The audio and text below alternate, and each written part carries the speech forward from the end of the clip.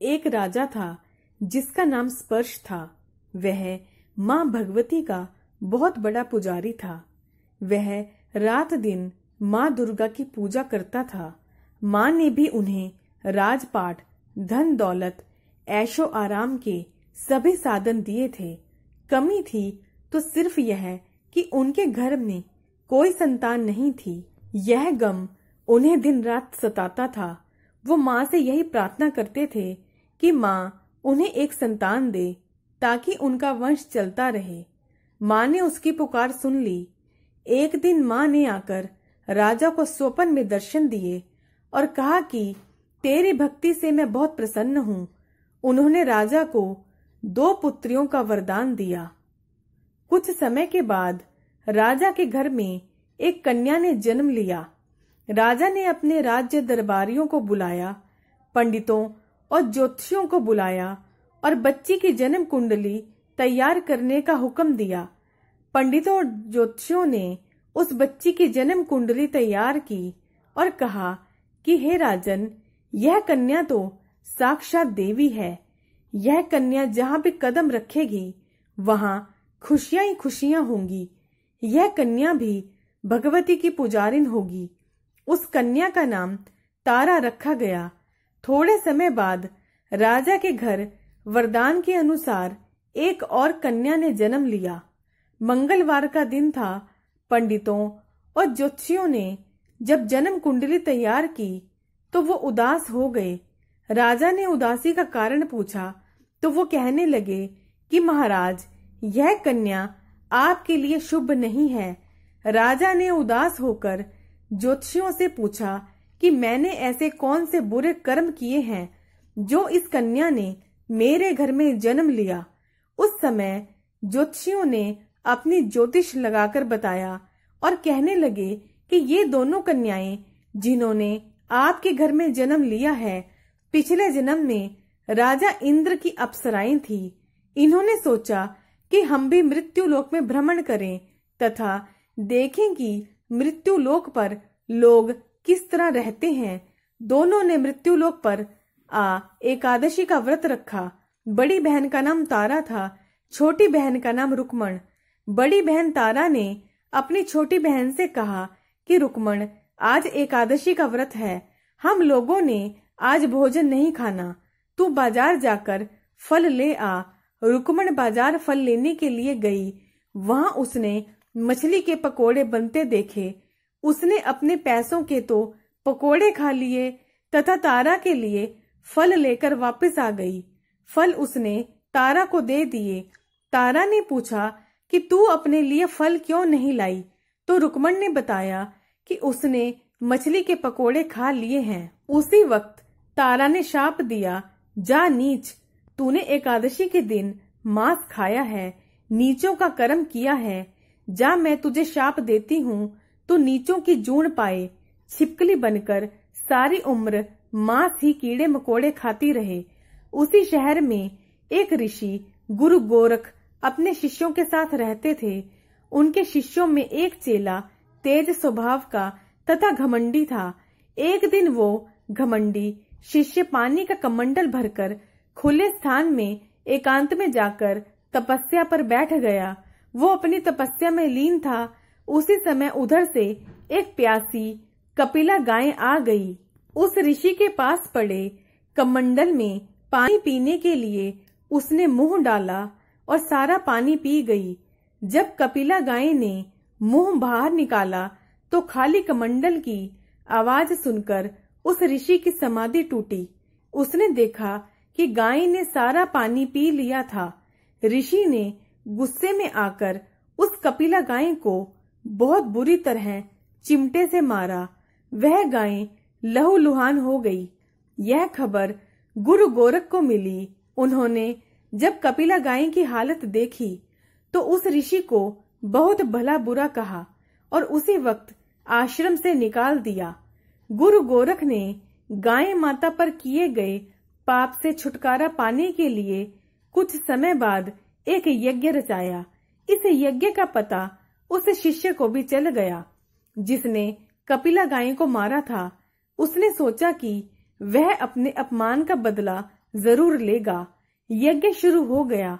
उस चेले ने एक पक्षी का रूप धारण किया और चोंच में सर्प लेकर भंडारे में फेंक दिया, जिसका किसी को पता न चला। एक छिपकली जो पिछले जन्म में तारा देवी की छोटी बहन थी तथा बहन के शाप को स्वीकार कर छिपकली बनी थी, सर्प का भंडारे में गिरना देख रही थी। उसे त्याग व परोपकार की शिक्षा अब तक याद थी। वह भंडारा होने तक घर की दीवार पर चिपकी समय की प्रतीक्षा करती रही। कई लोगों के प्राण बचाने हेतु उसने अपने प्राण न्यौछावर कर लेने का मन ही मन निश्चय किया। अब खीर भंडारे में दी जाने वाली थी। बांटने वालों की आंखों के सामने वह छिपकली दीवार से कूदकर कढ़ाई में जा गिरी। नादान लोग छिपकली को बुरा भला कहते हुए खीर की कढ़ाई को खाली करने लगे। उन्होंने उसमें मरे हुए सांप को देखा। तब सबको मालूम हुआ कि छिपकली ने अपने प्राण देकर सबके प्राणों की रक्षा की है। उपस्थित सभी सज्जनों और देवताओं ने उस छिपकली के लिए प्रार्थना की कि उसे सब योनियों से उत्तम मनुष्य जन्म प्राप्त हो तथा अंत में वह मोक्ष को प्राप्त करे। तीसरे जन्म में वह छिपकली राजा स्पर्श के घर कन्या के रूप में जन्मी। दूसरी बहन तारा देवी ने फिर मनुष्य जन्म लेकर तारामती नाम से अयोध्या के प्रतापी राजा हरिश्चंद्र के साथ विवाह किया। राजा स्पर्श ने ज्योतिषियों से कन्या की कुंडली बनवाई। ज्योतिषियों ने राजा को बताया कि कन्या आपके लिए हानिकारक सिद्ध होगी, शकुन ठीक नहीं है, अतः आप इसे मरवा दीजिए। राजा बोले, लड़की को मारने का पाप बहुत बड़ा है, मैं उस पाप का भार नहीं बन सकता। तब ज्योतिषियों ने विचार करके राय दी कि हे राजन, आप एक लकड़ी के संदूक में ऊपर से सोना चांदी आदि जड़वा दें, फिर उस संदूक के भीतर लड़की को बंद करके नदी में प्रवाहित कर दीजिए। सोने चांदी से जड़ा हुआ संदूक अवश्य ही कोई लालच से निकाल लेगा और आपकी कन्या को भी पाल लेगा। आपको किसी प्रकार का पाप न लगेगा। राजा ने ऐसा ही किया और नदी में बहता हुआ संदूक काशी के समीप एक भंगी को दिखाई दिया। वह संदूक को नदी से बाहर निकाल लाया। उसने जब संदूक खोला तो सोने चांदी के अतिरिक्त अत्यंत रूपवान कन्या दिखाई दी। उस भंगी के कोई संतान नहीं थी। उसने अपनी पत्नी को वह कन्या लाकर दी तो पत्नी की प्रसन्नता का कोई ठिकाना न रहा। उसने अपनी संतान के समान ही बच्ची को छाती से लगा लिया। भगवती की कृपा से उसके स्तनों में दूध उतर आया। पति पत्नी दोनों ने प्रेम से कन्या का नाम रुक्को रख दिया। रुक्को बड़ी हुई, उसका विवाह हुआ। रुक्को की सास महाराजा हरिश्चंद्र के घर साफ सफाई आदि का काम करने जाया करती थी। एक दिन वह बीमार पड़ गई। रुक्को महाराजा हरिश्चंद्र के घर काम करने के लिए पहुंच गई। महाराज की पत्नी तारामती ने जब रुक्को को देखा तो वह अपने पूर्व जन्म के पुण्य से उसे पहचान गई। तारामती ने रुक्को से कहा, हे बहन, तुम मेरे यहाँ निकट आकर बैठो। महारानी की बात सुनकर रुक्को बोली, रानी जी, मैं नीच जाति की भंगिन हूँ, भला मैं आपके पास कैसे बैठ सकती हूँ। तब तारामती ने कहा, बहन, पूर्व जन्म में तुम मेरी सगी बहन थी। एकादशी का व्रत खंडित करने के कारण तुम्हें छिपकली की योनि में जाना पड़ा। जो होना था सो हो चुका। अब तुम अपने इस जन्म को सुधारने का उपाय करो तथा भगवती वैष्णो माता की सेवा करके अपना जन्म सफल बनाओ। यह सुनकर रुक्को को बड़ी प्रसन्नता हुई और उसने उपाय पूछा। रानी ने बताया कि वैष्णो माता सब मनोरथों को पूरा करने वाली है। जो लोग श्रद्धा पूर्वक माता का पूजन व जागरण करते हैं, उनकी सब मनोकामना पूर्ण होती है। रुक्को ने प्रसन्न होकर माता की मनौती करते हुए कहा, हे माता, यदि आपकी कृपा से मुझे एक पुत्र प्राप्त हो गया तो मैं भी आपका पूजन व जागरण करवाऊंगी। माता ने प्रार्थना को स्वीकार कर लिया। फलस्वरूप 10वें महीने उसके गर्भ से एक अत्यंत सुंदर बालक ने जन्म लिया। परंतु दुर्भाग्यवश रुक्को को माता का पूजन जागरण कराने का ध्यान न रहा। जब वह बालक 5 वर्ष का हुआ तो एक दिन उसे माता निकल आई। रुक्को दुखी होकर अपने पूर्व जन्म की बहन तारामती के पास आई और बच्चे की बीमारी का सब वृतांत कह सुनाया। तब तारामती ने कहा, तू जरा ध्यान करके देख कि तुझसे माता के पूजन में कोई भूल तो नहीं हुई। इस पर रुक्को को 6 वर्ष पहले की बात याद आ गई। उसने अपराध स्वीकार कर लिया। उसने फिर मन में निश्चय किया कि बच्चे को आराम आने पर जागरण अवश्य करवाऊंगी। भगवती की कृपा से बच्चा दूसरे दिन ही ठीक हो गया। तब रुक्को ने देवी के मंदिर में ही जाकर पंडित से कहा कि मुझे अपने घर माता का जागरण करवाना है, अतः आप मंगलवार को मेरे घर पधारने का कृतार्थ करें। पंडित जी बोले, अरे रुक्को, तू यहीं 5 रुपए दे जा, हम तेरे नाम से मंदिर में ही जागरण करवा देंगे। तू नीच जाति की स्त्री है, इसलिए हम तेरे घर में जाकर देवी का जागरण नहीं कर सकते। रुक्को ने कहा, हे पंडित जी, माता के दरबार में तो ऊंच नीच का कोई विचार नहीं होता।